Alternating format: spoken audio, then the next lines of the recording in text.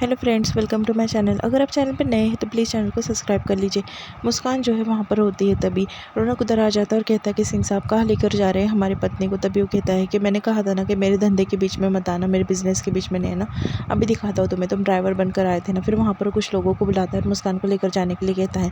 तभी रौनक जो है उसे क्लिप दिखा देता है जो तबस्सुम और उसकी होती है, जो उसने बातें की होती मुस्कान के खिलाफ कि मुस्कान को कोटे पर बिठाओ या हाथ पैर तोड़कर उसे फेंक दो। मेरी बातों में वो आ गई है तबस्सुम और सर जी की जो क्लिप होती है रिकॉर्ड की हुई। रौनक ने वहाँ पर ड्राइवर बनकर बैठा होता है और उसकी सारी कोठे की सच्चाई जो है वो बता रहा होता है। वो क्लिप जो है वो दिखा देता है सर जी को और कहने लगता है कि अगर मुस्कान और मैं यहाँ से सही सलामत नहीं जा पाए तो ये क्लिप जो है मैं सेंड कर दूंगा। वो क्लिप जो है गायत्री को सेंड करता है। तभी काफ़ी गुस्सा आने लगता है सिंह साहब को और उसके कॉलर वो पकड़ लेते हैं और कहते हैं कि तुम्हारी हिम्मत कैसी हुई सब कुछ करने की, वो तुम्हारी माँ है।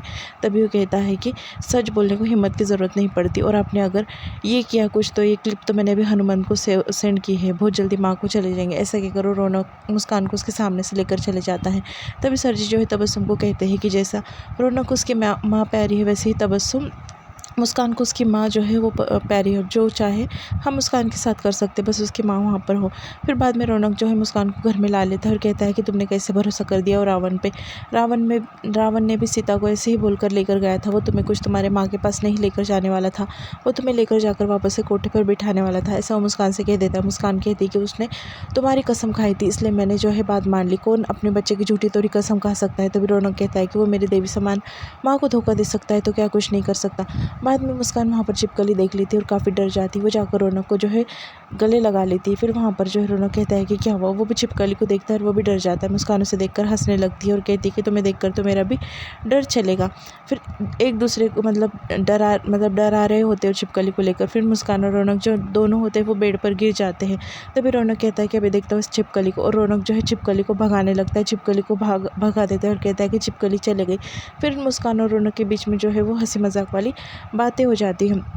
ऐसे ही रात में सो जाते हैं। सुबह हो जाती है, गायत्री जो है वो सर जी के कमरे में आ जाती है और उनका आशीर्वाद ले लेती है और कहती है कि उठिए, शुभ प्रभात। फिर बाद में उन्हें चाय देने लगती है और कहती है कि देखिए आपका और एक कारनामा जो इसमें छपा है, आपने इतना अच्छा काम किया, अनाथ आश्रम खोला। फिर बाद में रौनक और मुस्कान के कमरे में जाती है। तभी मुस्कान वैसे ही उठकर दरवाज़ा खोलने जाती है। तभी रौनक उसे रोक लेता है और पीछे से उसके बाल खोल देता है और तकिया वगैरह लाकर वापस बेड पर रख देता है। उतने में उसकी माँ आती है और उसके सर पर चूम लेती है। रौनक उठ जाता है। फिर गायत्री जो है वो मुस्कान को कपड़े दे देती है और कहती है कि आज तुम्हारी मुँह दिखाई की रस्म यही पहनकर तुम आना।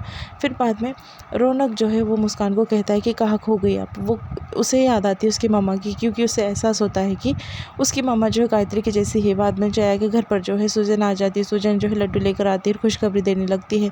वहाँ पर जो है काफ़ी खुश हो जाती है आरती और कहती है कि मेरे मुस्सू को जो है वो काफ़ी पसंद है मिठाई है। यानी वो शैला के बारे में बात करती है, वो वहाँ से जो है जाने लगती है। फिर बाद में सुजैन जो है जया को कहती है कि अपना ख्याल रखना और कोई भी चीज़ की ज़रूरत पड़े तो बता देना।